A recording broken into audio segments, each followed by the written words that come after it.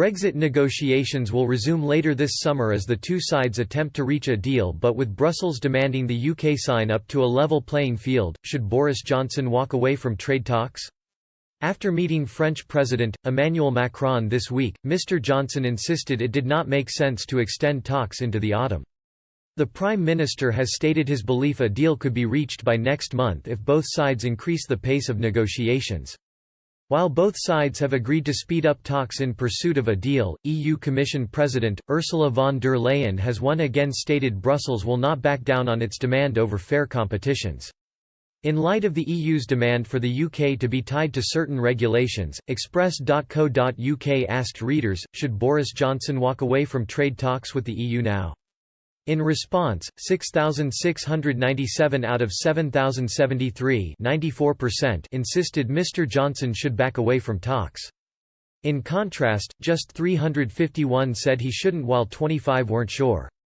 Commenting on the poll, one person said, "No more waiting." Cut-off date was the end of June, whereby EU was to give some sign of whether a deal can be done or not.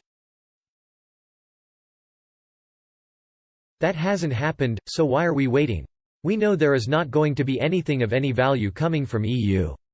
Call it a day and let's get cracking on the way forward with WTO rules. Another said, they won't deal until last minute, so save time and walk away, then see what they offer at the last minute. A third said, should have walked away weeks ago, but today is as good as any. Another said, both sides have identified red lines they will not cross. The talks are over. It's no deal. We'll be trading under WTO rules, and taking back control of our fisheries.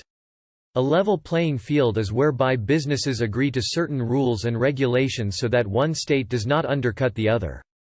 This issue is one of the biggest areas of divergence between the two sides. Commenting on the issue, Ms. von der Leyen said, it cannot be a downward competition. Just think of labor standards or environmental protection.